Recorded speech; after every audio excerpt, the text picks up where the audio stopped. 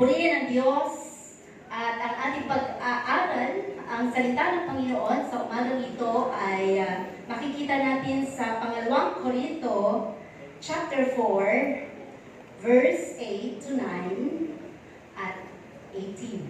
Dito na lamang po natin basahin, mas malaki. Pangalawang Korinto, chapter 4, verse 8. Sa magkabi-kabila ay nangagigipit kami. Gayon may hindi nangaghihinagpis, nangagigilihan, gayon may hindi nangawawalan ng pag-asa. Verse 9, pinag-uusig, gayon may hindi pinababayaan, inilulukmok, gayon may hindi nangasisira.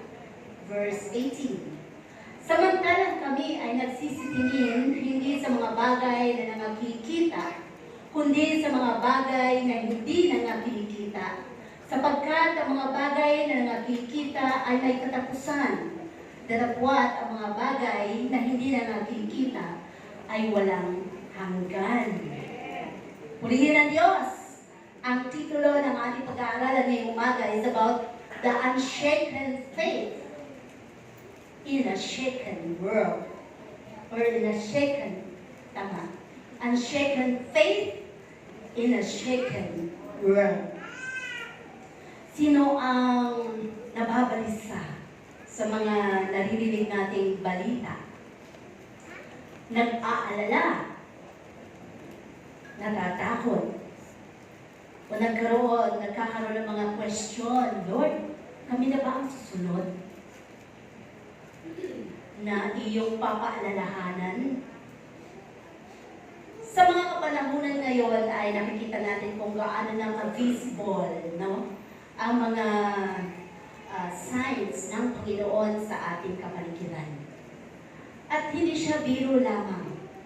Makikita mo na talagang sa Diyos, kaya niyang gawin ang lahat. At siya lang din ang pwede mag-control ng lahat ng bagay. Pero dito sa ating pag-aaralan ngayong umaga is about faith. Na ano man ang mangyayari, you must have an unshaken faith in your heart. Because you have God na bigger kaysa sa world, bigger sa mga problema na meron ka. At sabi nga, kung ano man ang mga dinaranas ngayon na mga ating mga kababayan sa ibang mga lugar, maaaring ito ay pinoproseso lamang ng Panginoon o may mga paalala ang Diyos, no? Maaaring sabihin natin baka may mga nakakalimot, baka may mga bagay na gusto nang naituwid ng Panginoon, or baka may mga pagkakataon sa buhay na hindi naalala ang Diyos minsan sa kanilang buhay. So habang pinoproseso ng Panginoon ng buhay mo, tandaan mo, wala ka sa magandang sitwasyon. Kung ikaw man ay dumadanas sa mga mabibigat na pagsubok or bagay na sinasabi natin palo ng Panginoon, ng Diyos, no? Wala ka sa magandang sitwasyon. Kaya wag mong i-conclude na ito ang magiging katapusan ng buhay mo dahil sa sitwasyon mo ngayon. Lagi mong tandaan, lahat ay temporaryo lamang. No? The presence of God is the best place for you to process your pain and your disappointments. No? Ang presensya ng Panginoon gaya ng lugar na ito, dito mararamdaman mo ang peace or kapayapaan, mararamdaman mo ang comfort ng Holy Spirit, mararamdaman mo ang love ng family, at mararamdaman mo na parang naibsan ang bigat na dala-dala mo. Why? Because ang presensya ng Panginoon ay tunay nga na lumulukob sa'yo, na yumayakap sa'yo. Sino dito ang nakakaramdam na sa pagpasok pa lamang niya, parang daman na niya yung kapayapaan? Diba? So, pag gano'n ang nararamdaman mo, ipinapakita lamang na dama mo ang presensya ng Panginoon sa lugarin ito. Sabi nga, just focus on God, not on people, not on situations, Hindi sa bawat sitwasyon na iyong nararamdaman ngayon. Hindi sa mga tao na nakapaligid sa iyo na nagbibigay ng mga pagkairita mo or pagkagalit mo. Kundi kapag nandito ka sa presensya ng Panginoon, ang hahanapin mo lamang dito ay ang kanyang presensya, kapangyarihan, kung paano mabibigyan ka muli ng lakas, mabibigyan ka muli ng pag-asa, mararanasan mo muli ang kagalingan, mararanasan mo muli ang comfort ng Panginoon. No? May mga pagkakataon sa buhay mo na minsan ay hindi pinapangyari ng Diyos ang mga hinihiling mo dahil dumadaan ka sa proseso. So, dito sa mga karanasan mo sa buhay, tandaan mo, may mga bagay na lagi natin ito naririnig, mahalaga sa atin, pero hindi mahalaga sa Diyos. At may mga bagay din naman na mahalaga sa Diyos, pero hindi naman mahalaga sa atin. Mahalaga sa Diyos na ikaw ay nakikita niya sa bawat pagsamba. Mahalaga sa Diyos na ikaw ay naglilingkod, pero minsan hindi ito mahalaga sa atin. Hindi ito natin napapahalagahan. Hindi ito natin nabibigyan ng oras. Hindi natin ito nabibigyan ng panahon. Kasi meron tayong sariling free will. No? Pero kung ano ang mahalaga sa Panginoon, dapat yun ang dapat natin sundin dahil doon nagagalak ang Diyos sa ating mga buhay. So, sabi, minsan kailangan mong pasalamatan din si Lord sa buhay mo dahil marahil hindi kaya pinagbigyan, no? Sa mga immature na decision mo, doon sa mga pinanalangin mong ini-insist mo sa Kanya, sa mga hinihiling mo dahil gusto mong mangyari ito, sa mga bagay na prayer request mo na gusto mo lang. Pero, bakit hindi nangyari? Ang tendency is, minsan nagagalit tayo sa Panginoon. Minsan nagtataka tayo. Minsan nagdududa tayo sa kapangyarihan ng Panginoon. Sa lahat ng kanyang mga pagtugon dito, no? At sabi nga doon, dapat pala, yung mga panalangin natin na hindi tinugon ng Panginoon, ay pasalamatan mo rin. Dahil may purpose ang Panginoon sa bawat sitwasyon ng buhay natin. Dahil baka mapahamak ka lang pala, kaya hindi niya tinugon ang ganitong mga panalangin mo sa Diyos, no? Kaya hindi ka niya pinagbigyan. When was the last time na pinasalamatan mo si Lord? Sa mga bagay na hindi ka niya pinagbigyan. Pasalamatan mo ba? Lord, salamat hindi mo ako pinayagang mag-abroad. Pasalamatan niyo ba? O sakaling gano'n nga? Lord, salamat meron pa rin akong sakit hanggang ngayon. Meron pa gano'n. Pero lahat pala yun, sabi nga, hindi mo tumugon si Lord sa'yo nang ayon doon sa kalooban mo, tumugon ang Diyos ayon sa kanyang kalooban. Kung hindi man ang tugon ng Panginoon, tugon pa rin yun. Sumagot pa rin ang Diyos sa'yo. Dangan lamang sa nais ng Panginoon. Dahil higit na mas alam ng Diyos ang mga bagay na pwede mong kahihinatnan kesa sa mga mas alam mo. Kaya, ang faith na meron ka ngayon, ito ay dapat mong i-cultivate. Dapat mong palalimin. Dapat mong pagtibayin. Dahil mauunawaan mo lamang ang plano ng Diyos sa iyo kahit na may mga failures sa buhay mo kung meron kang matatag na pananampalataya. No? Minsan, masaya-masaya tayo sa mga answered prayer na mga natatanggap natin, di ba? Natutuwa tayo, di ba? Sino dito tumatawag? Praise God! Hallelujah! Tapos, tumangtuwa. Mga ganun, di ba? Kasi pinatama ka sa loto. Sino na ba tumama sa loto dito? Mga ganun, di ba? Nanalo sa wedding. Ay, mga ganun, pero hindi yun dapat sa Kristiyano, di ba? Ibig sabihin ko lang, yung mga kabababaw na yun, yung mga tinugon lang ng Panginoon, yung mga kahilingan mo, tuwang-tuwa ka na. Yung sinagot ka ng nililigawan mo, tuwang-tuwa ka na. Para bang nabuo ang mundo mo. Di ba? Pero yung na-in-despair ka, winasa ka mo.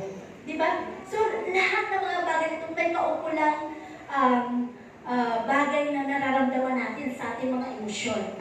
Pero ang sabi dito, sa mga bagay na tinubo ng Panginoon, sabi, sa buhay natin, lahat yun ay may kaukulan na pangunawa ang Diyos sa buhay natin. Kung tinugon ito ng Panginoon in a positive way sa ating kahilingan, marahil, sabi ng Panginoon, anak, kailangan mo nga yan. Kaya tinutugon ko ito para sa iyo. Kaya binibigay ko ito sa iyo. No? Nasishaken ka ba sa mga karanasan mo sa buhay? Sa mga pagsubok sa pamilya? Na parang sinasabi mo, hanggang kailan ba matatapos ito? Parang puro na lang gulo. Wala nang magandang relasyon. Hindi na magkakaunawaan. Pero naniniwala ka ba na sa Panginoon, siya ang Diyos ng kaayusan? At kayang gawin ng Panginoon ang mga bagay na siya ang papalagitna sa inyo, no? Para magkaroon ng kapayapaan. Dangan lamang, ang kailangan dito ay ang panalangin mo at ang pananampalataya mo. So sabi, may mas magandang plano kasi minsan ng Panginoon sa buhay natin. Kaya hindi niya hinahayaan na ikaw ay mas mapahamak dahil alam ka na nga niya. Hawak niya ang iyong buhay, ang iyong kinabukasan. No? Ang buhay natin na kung saan ay inilalaan natin ito para makarating tayo sa langit na bayan. Inaalaw niya ang mga experiences sa buhay mo base on your future. Base sa future mo. Bakit sa ngayon, para bang ang higpit ng katayuan sa buhay? Parang ang hirap. Napakahigpit ng magulang mo naman. Parang gano'n. Base sa future mo, sabi ng Panginoon. So, ibig sabihin, nire-ready ka lang ng Diyos. Kasi kung walang preparation sa buhay mo, walang proseso, hindi ka tatatag sa mga desisyon mo. Hindi ka magkakaroon ng tunay na malawak na pag-unawa sa bawat sitwasyon. No? Kaya sabi, inaalaw lahat ng Panginoon ito. Not in your feelings, because it's all part of your preparations. Inihahanda lang tayo ng Panginoon. Ano man ang iyong sitwasyon sa mga panahon ito. Ang lahat ng mga Kristiyano dapat ay nakadepende sa Panginoon kung ano ang magiging future niya. Pero kalimitan, kahit na may mga Kristiyano pa din, ay sila ang gumagawa, kumikilos, at naghahanda ng kanilang mga future para sa darating na panahon. Hindi ba? Kaya nga, nagsusumikap ka. Kaya nga talagang magtatrabaho ka. Para sa future ng mga anak. Sabi gano'n, di ba? Para pag lumaki at nakatapos sa mga anak ko, ayaw ko nilang danasin ang hirap na dinanas ko.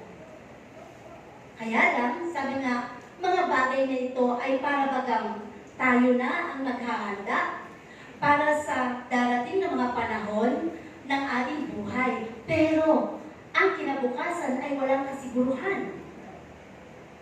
Ang Diyos lang ang nakakaalam, no? Ng ating buhay, kahit gaano ka maghanda, gaano mo ipaghanda ang iyong kinabukasan. Anytime, kapag ginusto ng Panginoon na kunin ang buhay mo, wala kang magagawa. Sabi nga dito, minsan ginagamit pa natin ang pangalan ng Panginoon sa buhay natin. Pero yung lakad natin, hindi naman sa Panginoon. Diba? Yung mga contractors natin, na mga nai-involve ngayon sa flood control na tinatawag. Diba kung titignan mo naman, ang mga pangalan ng kanilang mga kumpanya, parang mga Christians naman, diba? St. Gerard, St. Timothy, St. Matthew, Alpha and Omega. Bakit kaya ganun? Parang hindi mo siya mapagdudahan.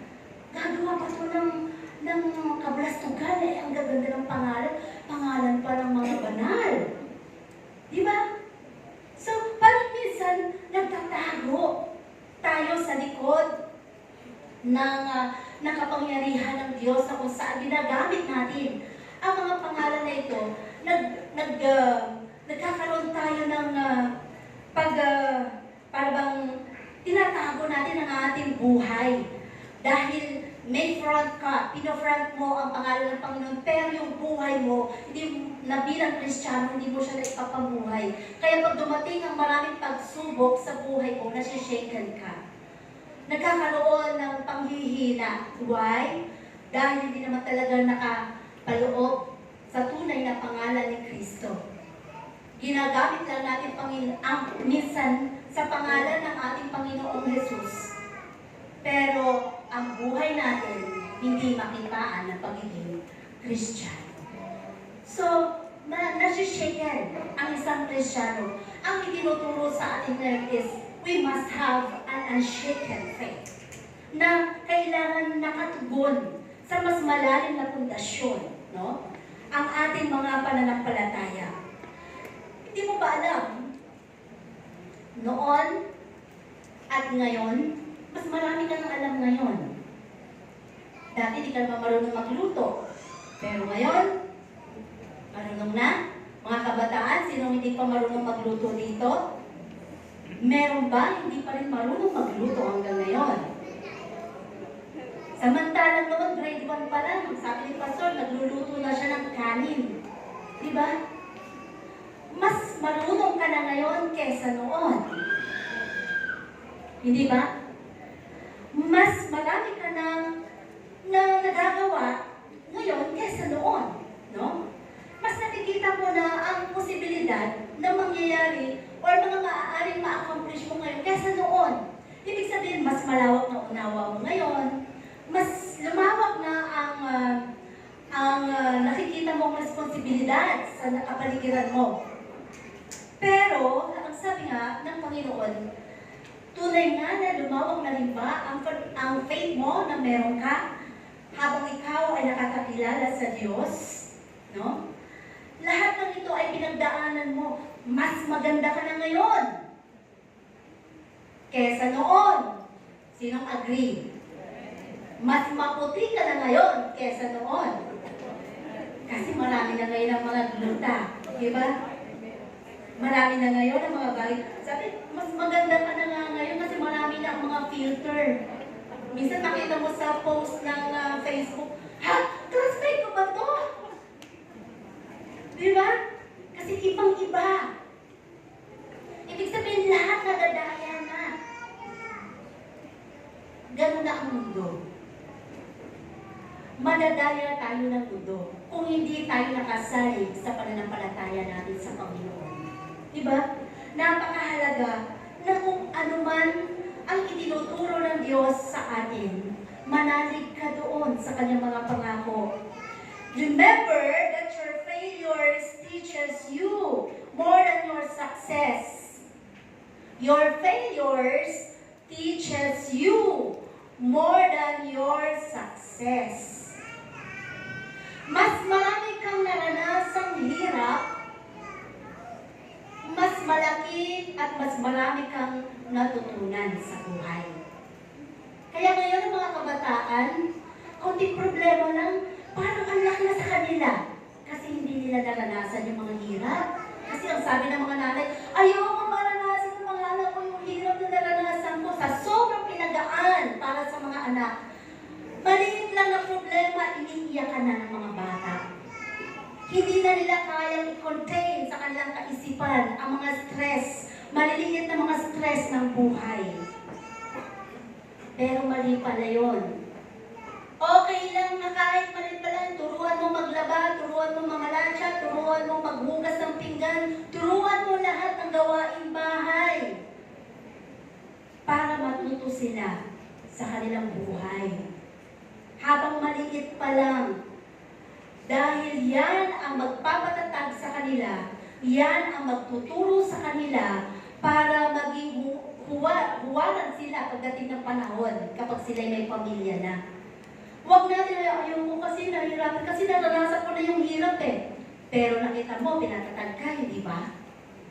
Okay lang na ipalala sa kanila na sa buhay natin, lahat kailangan may proseso talaga. Lahat kailangan merong disiplina. Lahat kailangan merong mga bagay na dapat kang matutunan habang ikaw ay lumalaki. Ganon din sa buhay spiritual natin. Ay, wag na tayong soul winning kasi mainit. Kawawa naman yung mga bata. Okay lang. Kung anong ginagawa ng mga daddy, humahayo, okay lang na humayo sila. Kasi yun ang way at kaparaanan para makapag-win tayo ng souls. Walang naiba. Naiba ang mundo, pero ang salita ng Diyos hindi po maiiba yan. Yan pa rin ang kanyang mga palatuntunan. Yan pa rin ang kanyang mga katuruan. Your failures, sabi nga, will teach you more than your success. Diba? Sabi ko nga, kung hindi mo kayang ma-handle ang stress, hindi mo rin makakayang ma-handle ang success ng buhay mo pagdating ng araw. Kaya pala, doon pa lang sa maliit na mga problema, hindi mo na siya parang ang bigat na, parang masan mo na ang mundo. Kaya huwag mong asahan na ikaw ay magtatagumpay sa mga tinatahak mo sa buhay. Wala. Hindi mangyayari sa buhay mo. Kasi ito palang testing sa'yo ni Lord eh. Anak, yan palang testing ko sa'yo, na bumagsak ka lang, iyak ka na lang iyak, ayaw mo na mag-try. Try and try. Diba? Hanggang sa ikaw ay maging successful. Gawin ang gawin, paulit-ulit, upang ikaw ay magiging bihasa, no? Sa buhay. Okay lang makakalala sa mga failures sa buhay. Wala namang perfect. Okay lang na maraming mga discomfort. Okay lang na maraming kang maranasan ng mga pagsubok. Dahil ito ang magpapatatag sa iyong buhay. Hindi ba, masasabi mo ba ngayon na mas maganda na ang buhay mo ngayon kaysa noon? Agree tayo lahat dyan. Diba? Yung ibang mga patotoo, sinasabi na, kami naggagapas pa kami ng buwan lang ang nakatanglaw. Walang mga ilaw. Diba? Ganon kahirap ang buhay ngayon. Pag sinabi mo to sa mga kabataan na sasabihin, noon yun, iba na ngayon. Pero okay lang na ipaalala sa kanila yung hirap na naranasan ng mga magulang natin. Dahil pwede mo itong gawing tungtungan para ikaw ay tumatag sa buhay. Ang mga magulang mo dati naranasan na nito eh. Pero ngayon, di mo nga, gumanda na ang buhay namin dahil hindi kami bumigay. Talagang naglingkod kami sa Panginoon. Hindi kami give up. Yun ang gusto ng Diyos sa atin. Diba? Yung hindi na siya shaken ang faith mo kahit na nasa gitna ka ng maraming pagsubok na dinadanas mo. Sino dito may utang? Diba kapag may utang ka, talagang lalo kung abutin na ka ng milyon, bilyon, pag bilyon, kita ka na ng buong mundo, diba? Nakikita ka na ng buong mundo na andyan ka at ikaw ay kinakausap ng mga matataas na napapahiya ang iyong pagkatao. Ganon ang mundo. Pero ang sabi ng Panginoon, anak, may utang ka. Buhay mo ay utang mo. Pero ang sabi ng Diyos, ipadala ko yung aking utong na anak para makabayad ka sa utang mo. Ang sabi lang ng Panginoon sa atin, kilalanin mo lang siya, anak. At magtiwala ka lang sa Kanya. Bayad ka na sa utang mo. Diba? So, isa tayo sa mga naniwala, isa tayo sa mga kumilala sa Panginoon. Ito ay binayaran na ng ating Panginoong Jesus sa krus ng Kalbaryo. Hindi gaya ng tao na kapag may utang ka, talagang hindi ka hahayaan na ikaw ipapakulong ka pa, diba? So, dito ang Panginoon, hindi eh. Ang sabi lang ng Diyos, kailangan mo lang magtiwala. Kailangan mo lang kilalanin siya, no? Sa buhay mo, kagaya ni Jose, di ba? Si Jose na napakarami siyang mga naging karanasan sa buhay. Pero never natin na narinig o nabasa sa Biblia na na-shaken ang faith niya. Never. Kahit mula pa nung siya itinapon sa balon, hanggang sa siya'y makarating sa lugar nila Farao, ipinakita doon ang matatag niyang paniniwala at pananampalataya sa Diyos. At yun ang gusto ng Panginoon sa atin. Hindi pa natin nararanasan ang gaya ng karanasan ni Jose. Dumating ang sa punto na galit ang lahat ng kanyang mga kapatid sa kanya. Sino ba dito ang nakakaranas ng gantong bagay, sitwasyon? Na para bang pamilya mo, galit sa'yo lahat. Parang wala kang kakampi. Mapalad ka kapatid, may kakampi ka, Panginoon. Huwag ka lang bumitaw sa Diyos at lagi kang magtiwala sa Kanya. Inapi-api ka man ng pamilya mo, mahal mo sa buhay, kaibigan mo o sino pa man. Lahat yan may katapusan. At ang Panginoon ang unang-unang tagapagtanggol ng buhay mo. Hanggat ikaw ay naglilingkod at wala kang ibinabalik na anumang salita laban sa kanila. So yan, lahat ng yan ay naranasan ni Jose. So kung anumang troubles, testing mo ngayon, sabi dito, stop fighting your preparations. Kung may mga mabibigat ka mang pagsubok, problema, di ba doon sa binasa natin sa pangalawang Korinto, sabi doon, niyuyugyug na pero hindi pa rin, di ba? So talagang sinisipa-sipa ka na pero talagang sa Diyos pa rin ako, hindi ako bibigay. No? Ito ang sabi dito na gustong iparating sa atin. Ano ba mga troubles, testing ng buhay mo, pagsubok na dinadanas mo, stop fighting your preparations. Dahil lahat yan ay paghahanda ng Diyos sa katatagan mo sa buhay spiritual mo. Habang nakaproseso ito, at habang ikaw ay tumatawag naglilingkod sa Panginoon, kahit na napakabigat ang iyong nararanasan, ang Diyos ang magpapagaan ng kalooban mo. Ang Diyos ang magpo-comfort sa iyo. Ang Diyos ang yayakap sa iyo. At ang Panginoon ang magbibigay sa iyo ng pag-unawa laban sa kapwa mo. Na hindi ka makaramdam ng anumang galit, sama ng loob, kundi awa. Kahit nagalit sila sa iyo. And that is love. And that is faith from God. No? Sabi, gusto lang kasi ng Panginoon na matutunan mo ang mga bagay sa buhay mo dahil gusto mong itaas ang level ng faith mo ng Panginoon. So, sino ba ang pwede makapagsasabi sa ating kalagitnaan na wala siyang problema ngayon? Meron ba? Meron ba dito magsasabi, kami wala kaming problema. Ayos ang pamilya namin, ayos ang buhay namin, ayos ang financial namin. Wala, masaya kaming lahat. Meron ba? Meron dito? So, pinapakita lamang na walang perfectong pamilya, walang perfectong tao, walang perfectong Kristiyano, only God. Diba? Ang Diyos lang, no? At sabi nga, aalis ka, talagang ang Panginoon, aalisin ka doon sa comfort zone mo. Aalisin ka sa comfort zone mo. Doon sa nakasanayan mo na. Doon sa bagay na parang ito na ako, dito na ako sanay eh. No? Yung mga pagkakataon na kung saan ay hindi pa pala yung plano ng Diyos sa'yo. Hindi pa pala yun ang permanente mo na katayuan. Meron pa palang ikaw na may mas magandang plano ang Diyos sa'yo.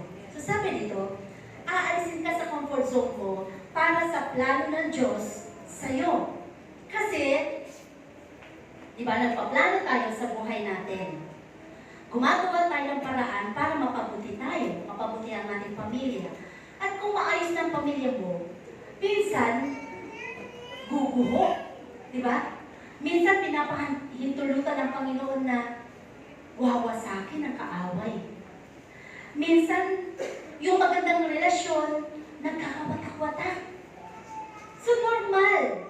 Normal na nangyayari hindi lamang sa inyo, hindi lamang sa atin.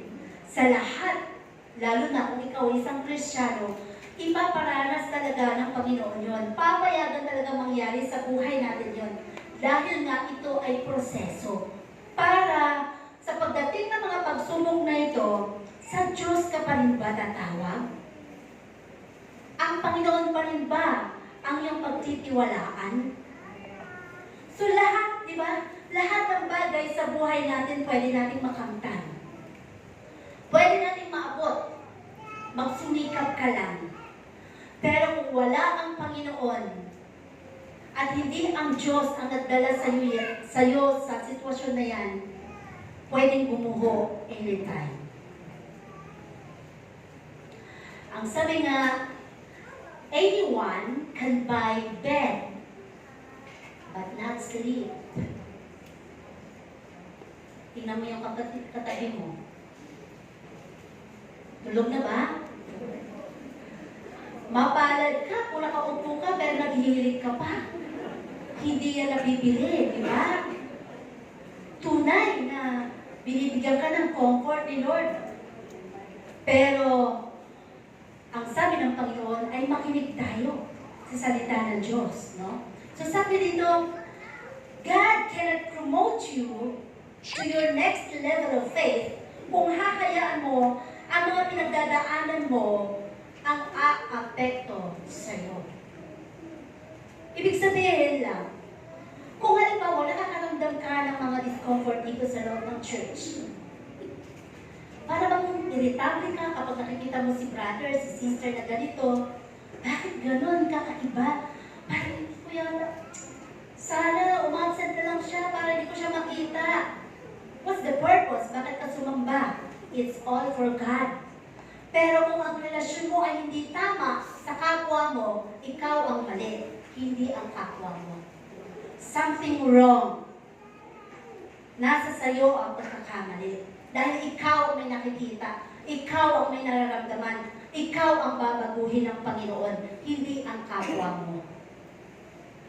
So, tinitingnan ng Diyos kung paano ka bilang Kristiyano lumalago habang nakikinig sa mga salita ng Diyos kung ito ay naipapamuhay mo.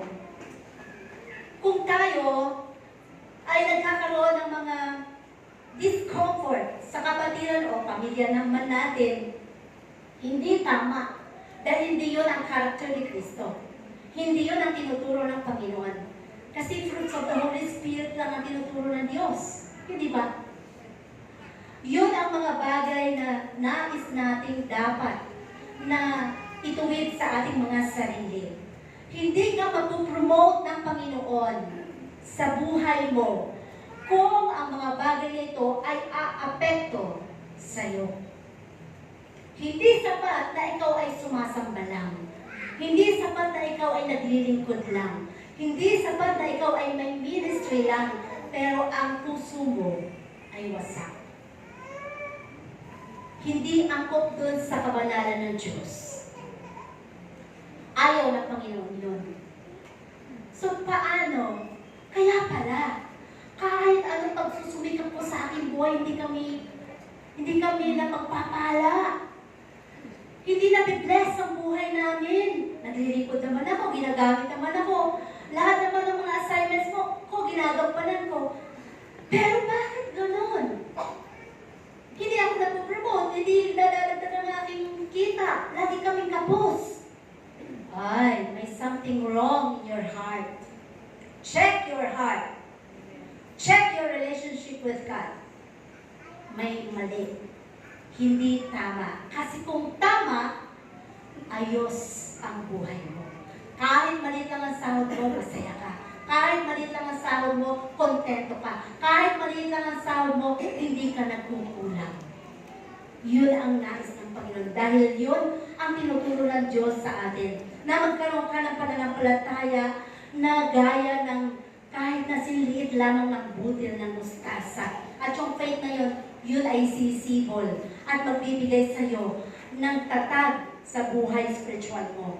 No? So, huwag maapektuhan ang anumang bagay sa buhay mo, sa mga relasyon na meron ka sa buhay mo. Kailangan ang buhay mo ay nakafocus lamang sa ating Diyos na makapangyarihan. Sabi, kung masyado kang concerned sa mga sasabihin ng kapwa mo o sa opinyon ng iba, ito ay nagbibigay lamang sa iyo ng kahinaan sa emosyon mo. Dahil ang faith, hindi sa nararamdaman. Ang faith ay sa pamamagitan ng iyong pagtitiwala sa Diyos kahit may nararamdaman ka na discomfort. Ang lagi mo lang sinasabi, Lord, ikaw nakababatid at nakakakilala sa akin. Ano man ang sabihin nila sa akin, hindi ko kailangan ipagtanggol ang sarili ko.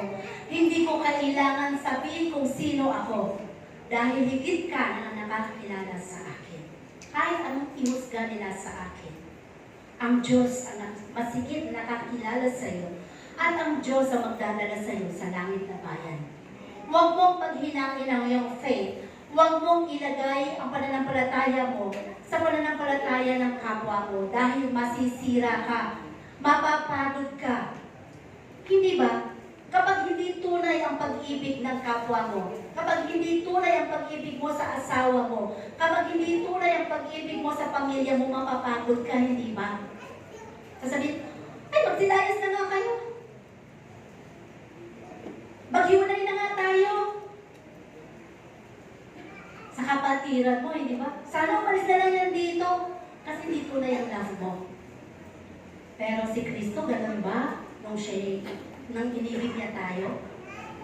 Lahat tayo, hindi karapat-dapat sa kanyang harapan. Pero lahat tayo kinukop ng Panginoon. Because of His genuine love sa atin. So wala tayong pwedeng sabihin sa buhay natin, no? Na kailangan maging genuine din ang ating puso.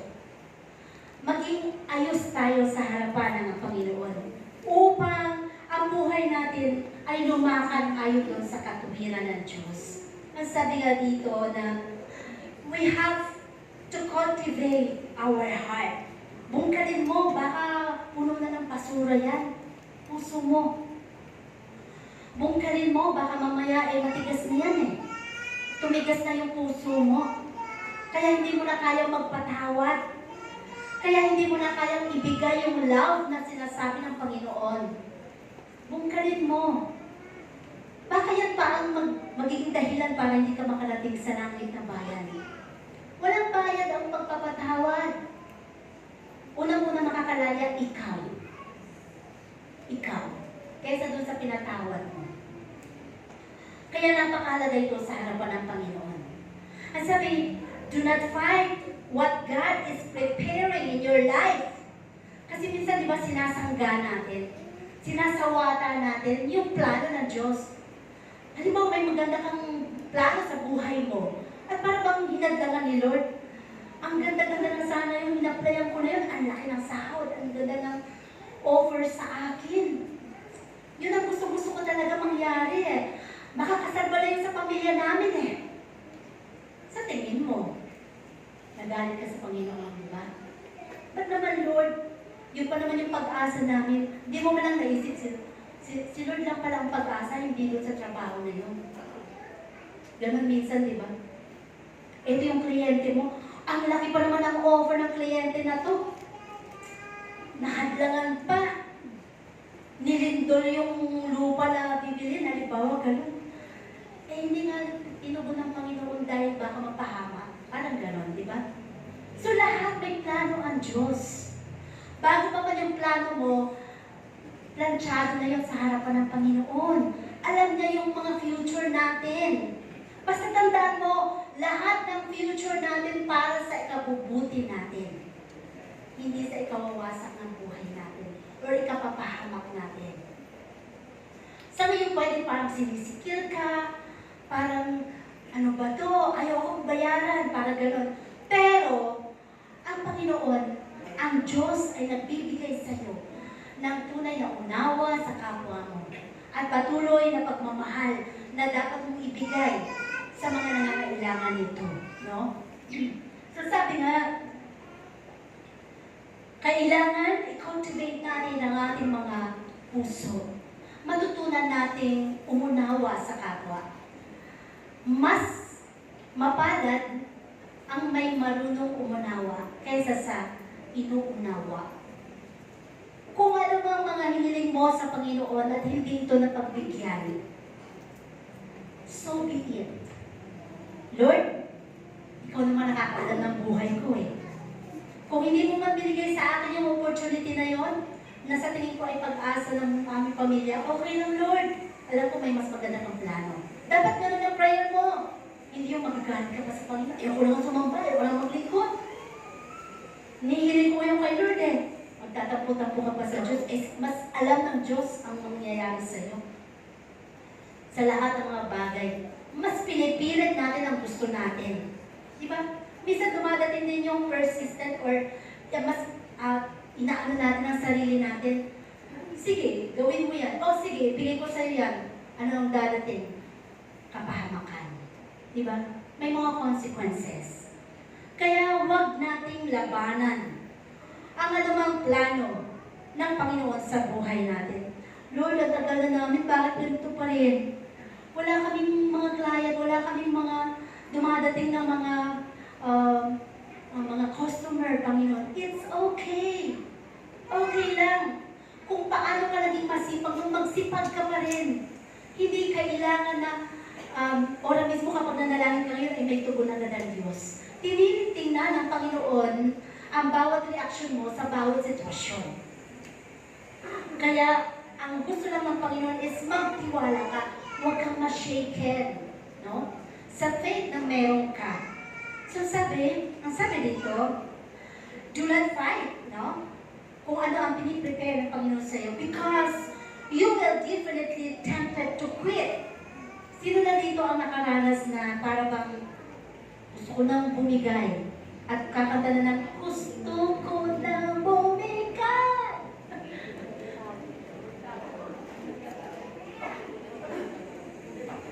Sino na dito ang kumanta nun? Gusto nang bumigay dahil hindi na makayanan. Diba? Nasabi ng Panginoon sa atin, do not quit, do not give up. Yan lang naman ang gusto ng Panginoon eh, huwag nagpapatuloy ka. Yung kahit na parang hirap ka na, tingnan mo pa rin may pag-asa kay Lord. Siya lang ang kaisa-isang pag-asa sa buhay mo. Siya lang. Siya lang. Walang iba. No? Sabi dito, matitempt ka mag-quit, lalo na sa mga difficult moments, more critics, maraming mga kritisismo, marami kang naririnig. Sino dito parang nakaranas yung pinagchichismisan siya, yung buhay niya parang ginagawang palengke, usapan ang buhay niya. Okay lang, hayaan mo sila. Kasi yung mga chismosa na yun, buhay nila ganun. Kaya nga sila chismosa eh. Gusto nila mapagtakpan yung kanilang sitwasyon. Kaya ipinabalik nila sa iba. Hayaan mo sila. Basta ikaw at ang Diyos, kilala ka kung sino ka. Minsan ang tao kapag binago na, di ba? Binago ka na. Pero ang reference ng isang tao, ayan yun eh. Yan yung dating ganito yan eh. Binabalik pa rin yung nakaraan. Samantalang si Lord, kinalimutan na nga ni Lord yun eh. Pero bakit binabalik pa rin doon? Binubungkal pa rin. Kasi gano'n ang tao. Pero sa Panginoon, kapag pinatawad ka na, wala na yun. Ito yung buhay mo ngayon. Lumatad ka na sa katwiran ng Diyos. Diba? So sabi dito, even sa mga financial natin, no, na pangangin, sino ba dito ang nakaranas na hindi kumain ng isang araw? Meron ba? Hindi kumain ng isang araw. Umaga, tanghali, gabi. Wala yata. Dami pa nga merienda, di ba? Wala. Kasi anak ka ng Diyos. Great provider nga siya, di ba? Minsan may mga kakulangan. Kasi ang sabi, hindi mo matatawag na great provider siya kung walang kulang. Hindi mo matatawag na great healer tanggalin ka niya. Hindi mo matatawag ang Panginoon na great comforter siya kung hindi mo nararamdaman ang mga discomfort sa buhay mo. So lahat ng yun, yung mga titulo ng Panginoon, katumbas yun ng mga bagay na nararamdaman natin. Kasi gano'n ang Panginoon. Tutumbasan niya dahil mahal ka niya. Bibigyan niya ng katumbas na pagmamahal, pag-unawa, pag-provide, yakap ng Panginoon sa iyo hanggat nagtitiwala ka sa Kanya. Maniwala ka, hindi ka pababayaan ng Diyos. Hindi ka iiwanan ng Panginoon kahit sa gitna ka ng malaking pagsubok ng buhay mo. Hindi ka niya pababayaan. Mahal ka ng Panginoon. Espesyal ka kaya sa Kanyang harapan. Ikaw lang naman ang hindi nagbibigay ng espesyal na oras sa Panginoon eh. Ikaw lang naman ang hindi nagbibigay ng espesyal na panahon sa Panginoon. Pero ang Diyos, kahit kailan, hindi siya nagbago sa buhay mo. Ganun ang Panginoon kapag nagmahal. Ang tanong, kaya mo bang tumagal sa proseso ng Diyos? Hanggang kailan ba ito, Lord? Tagal na, ilang taon na. Ito pa yung buhay namin. Naghihikahos pa rin kami. Parang gano'n, di ba? Paano? Kapag ang tao puro reklamo, nakafocus ka kasi doon sa sitwasyon mo. Pag ikaw ay isa ng Kristyano, dapat, sabi mo kanina, nakafocus ka sa Diyos. Ang makikita mo, ang Panginoon, hindi ang sitwasyon. Kaya yung mga naririnig natin sa mga balita, puro reklamo, lahat, di ba? Kahit ayos na, may ayuda na, wala kaming ayuda, kahit lahat, di ba? Ito na yung mga tulong, wala kaming tulong. Lahat ay binibigay niya kasi ang tao walang satisfaction. Tayo na mga mananampalataya, ang inaantay lang sa atin ng Panginoon ay maging mapagpasalamat tayo. Hindi sa laki, sa anumang bagay na meron ka. Ang tinuturo ng Diyos is makontento ka. Kung anong meron ka. Alam mo kung marunong ka lang magpasalamat sa Diyos? Masaya ka na, binigyan ka ng 100? Masaya ka na. Ninang mo, binigyan ka ng 100. Ano sasabihin? Napaka-kurito ko nung yaman-yaman, 100 lang binigay. Di ba? Buti na, binigyan ka ng 100 sa loob ng 7 taon. Nung nakatralala ka, binigyan ka ng 100. Di mo ba pinasalamatan yun? Salamat pa rin. Ganun kasi, doon tayo tinitingnan ng Panginoon. Ano, binilang mo, 21 years old ako, dapat 2,000 plus na to. Parang gano'n, nagbibilang ka pala. Pero yung love, hindi sinusukat yun. Ang mahalaga, binigyan ka. Diba? Sa buhay natin. Ako may 1,000 dito. Sinong gusto?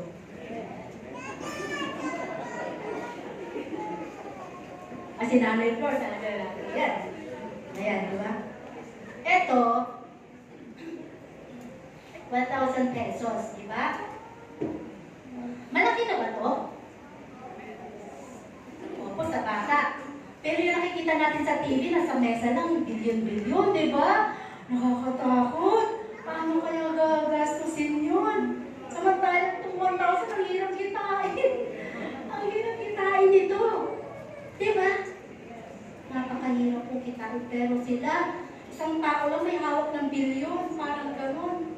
Kayaan na natin sila. Si Lord naman nakakaalam. Si Lord mag-bless sa atin. Yung sa kanila yun. Sila ang gumawa ng plano ng buhay nila. Ang sa atin, iba ang kaparaanan ng blessing sa atin. Ngayon may pera ako dito. Gaano ba kabigat ang 1,000? May 1 gram ba to? Parang wala eh. Pero sabi ng iba, malaking bagay na to. Pag binigyan ka ng ninang at ninong mo nito, masaya ka na. O sabi ng bata, opo. Opo, masaya na ako doon. Masaya na ako doon. Blue yata yan. Diba? Pero pag 100, sabi nga, di ba, puripot? Sabi dito, ito yung 1,000.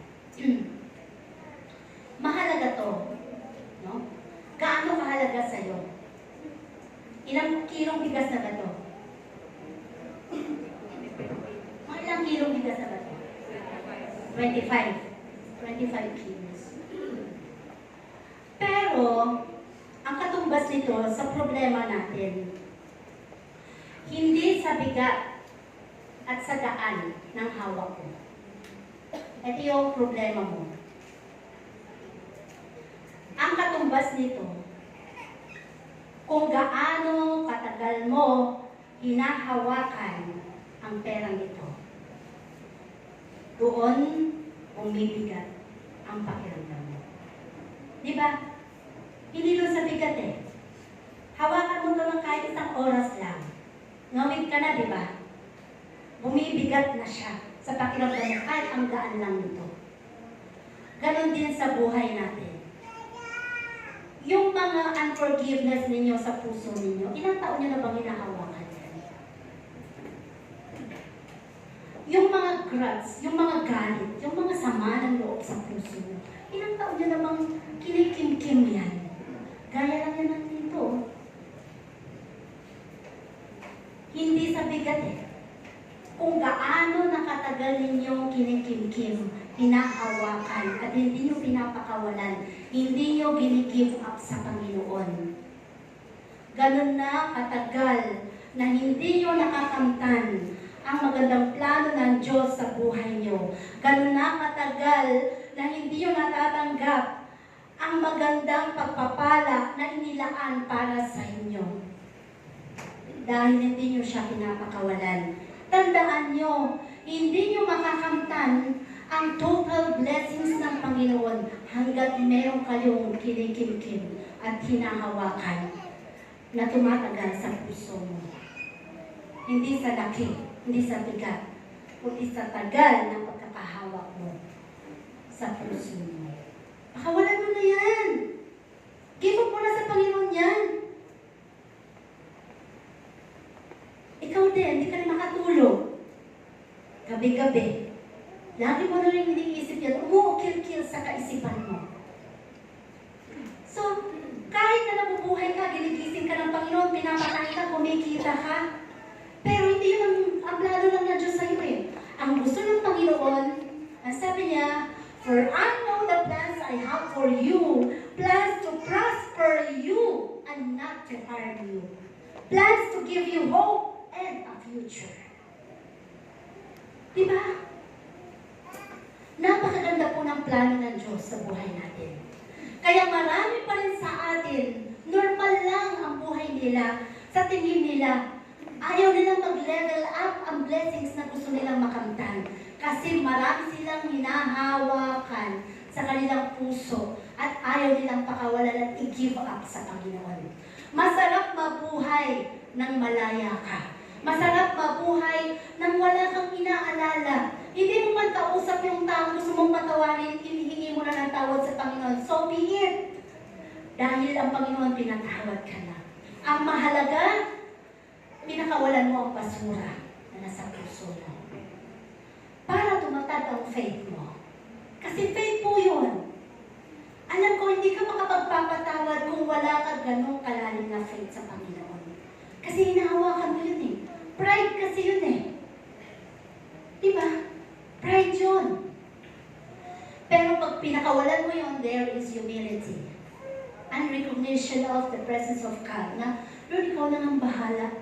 Ayoko mamatay na may dala-dala kong sama ng loob, galit, sa kapwa ko na to. Ang tagal na nito, Lord. Tumanda na kami, pumuti na buhok namin.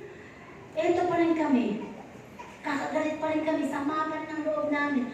Hindi tama bilang Kristiyano. Paano masashake? Hindi ma-unshake ang faith mo? Masashaken ka.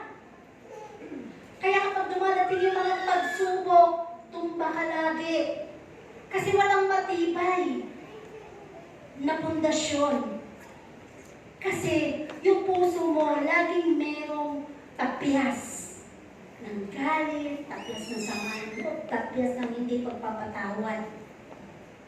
Hindi tama sa harapan ng Panginoon. Tandaan po natin yan. To deepen your faith, para lumalim ka, at at lumakad ka ng may kalayaan sa harapan ng Panginoon. Gaano man kabigat, gaano man kasakit ang ginawa ng kapwa mo sa iyo nito, wala kang karapatan bilang anak ng Diyos para kimkimin yan. Si Lord, ang templo ng buhay mo, ng puso mo. Siya lang niluklok mo, wag ang basura. Para ikaw ay makalaya. At ang blessings na nakalaan sa iyo, makikita mo tuloy-tuloy ang pagbuhos ng Panginoon. Sasabi mo, Lord, tama na Lord, okay na ako Lord, okay na buhay namin. Ikaw pa magsasabi, kita mo, hindi ko pa pinapanalangin na ito yung mga blessings na dumadating. Kasi malaya ka na. Nagpatawad ka. Inalis mo na yung mga galit sa puso mo. Yun ang mga bagay na gusto nating matutunan na itinuturo ng Diyos sa atin. No? Do not fight what God is preparing in your life. At ang tanong, kaya mo bang tumagal sa proseso ng Diyos? Paabot ng taon. Pero ang mga bagay na ito ay nakamasid lang ang Panginoon sa atin. Kung sasabihin mo, lagi natin itong hinihiling sa Panginoon, Lord, please bless me in all aspects of my life. Lahat ng aspeto ng aking buhay, ay lahat ba ng aspeto ng buhay mo talaga bang ginagamit mo para sa Panginoon? Lakas mo, financial mo, nagbibigay ka ba sa Panginoon, oras mo. Pero kapag nanalangin tayo kay Lord, all aspects of our lives, gusto natin, i-bless tayo ni Lord. Isipin din natin kung tayo din ba nakapagbibigay pabalik sa ating Diyos. No? Ang lahat ng mga bagay nito, kailangan dumaan tayo sa proseso. You must give up your own way. Yung mga kaparaanan mo, bitawan mo yan. Walang masamang magplano, walang masamang mangarap, pero dapat kasama si Lord. Lord, okay ba yung aking dinidesisyonan? Lord, okay ba yung plano ko? Dapat lagi nakasangguni ka sa Diyos. Lord, okay ba itong ginagawa ko? Check mo nga, Lord. Kung hindi mo kong aprobahan, Lord. Lord, okay ba yung aking transaction? Tingnan mo nga, Lord, kung mapapahamak ako, huwag mong panitulutan. Lord, okay ba itong aking kausap na tao? Kung dadayaan lang ba ako nito, Lord, huwag mong hayaan na dumating siya. Mga ganon. Kailangan lahat nakasubject sa Panginoon para magiging maayos ang lahat, no?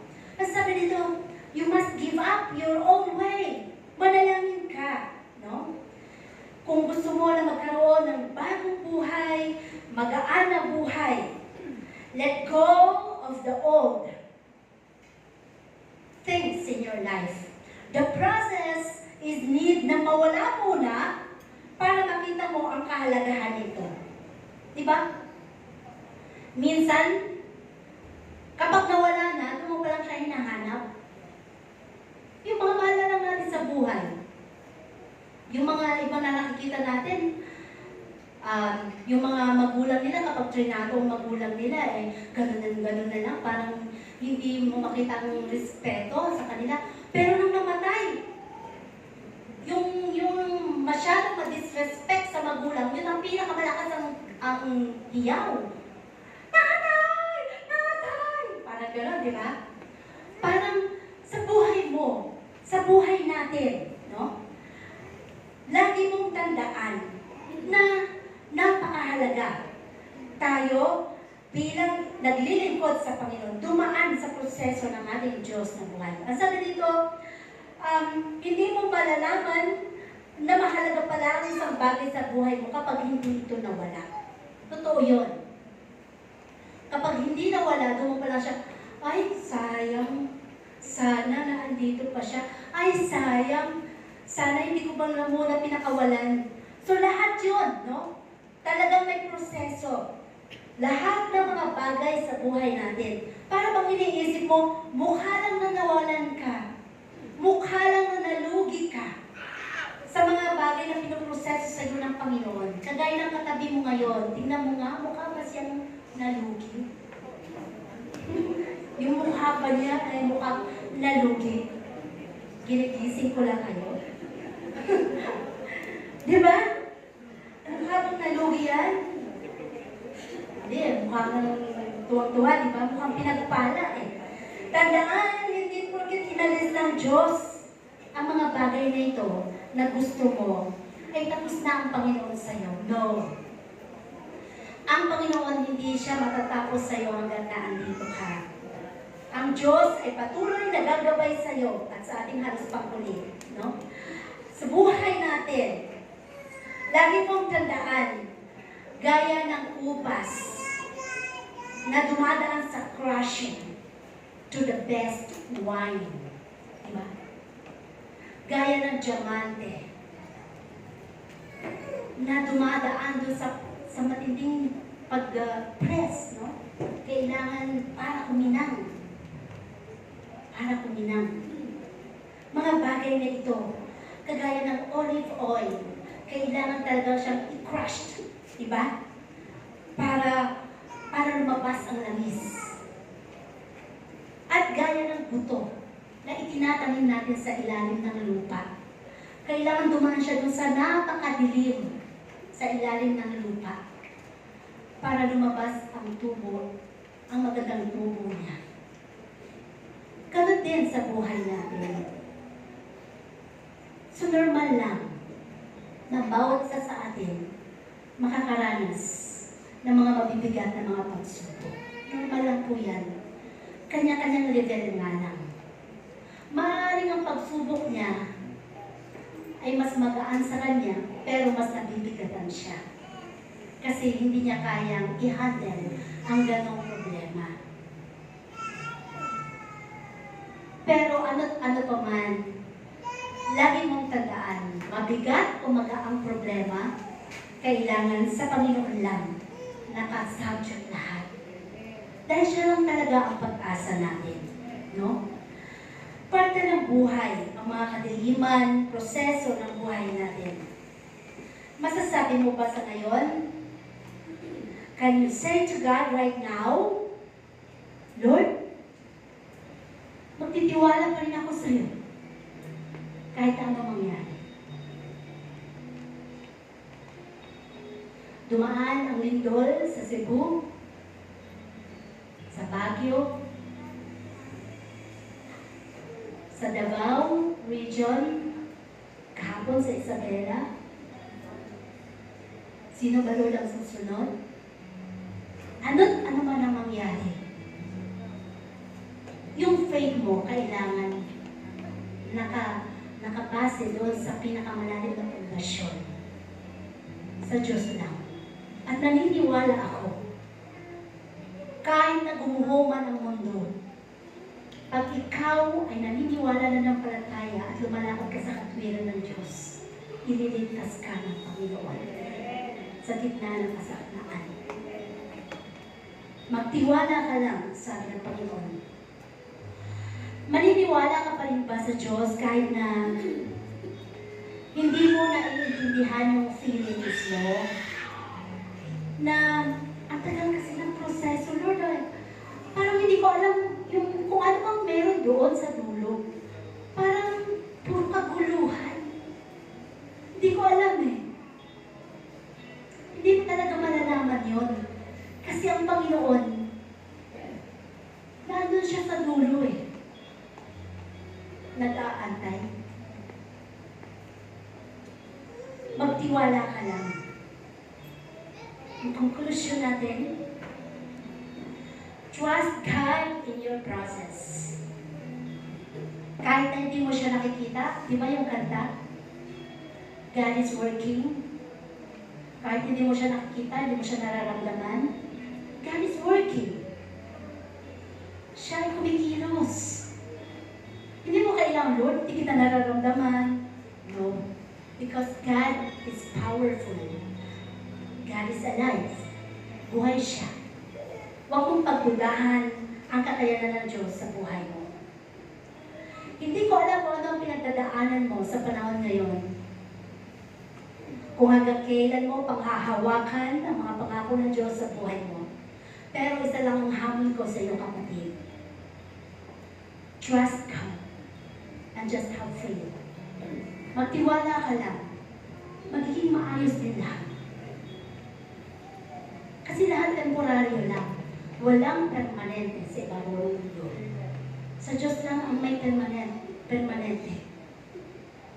Sa Diyos lang ang may everlasting. Pasalamatan mo ang Diyos sa lahat ng bagay, kahit hindi pa niya binibigay sa iyo ang hinihiling mo. Pasalamatan mo na ito. Ano pa ba ang kahilingan mo sa buhay mo na hanggang ngayon gusto mo lang isuko at ayaw mo siyang pagpatuloy? Pangarap ba yan? Sa financial ba yan? Maging sensitibo lang tayo sa pagkilos ng Panginoon. Kasi minsan, iisip natin, kapag may miracle, doon kumilos si Lord, parang ganun. Pero yung buhay mo na meron ngayon, hindi nga eh. Miracle na yan, di ba? Appreciate God. Yung ginising ka lang, i-appreciate mo si Lord at may ginising ka. May hilinga ka pa. Naniniwala ka ba na mabuti ang Diyos sa buhay mo? Kahit na dumaranas ka ng pagsubok, kahit na wala kang isasaing mamayang gabi, naniniwala ka ba na great provider siya ng buhay mo?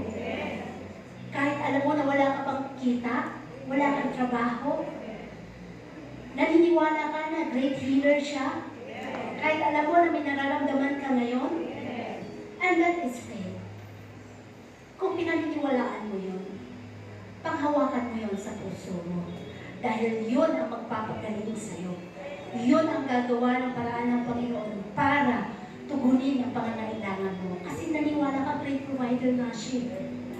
Ayaw ng Diyos na napapahiya siya. Ang gusto lang niya, naniniwala ka na walang duda.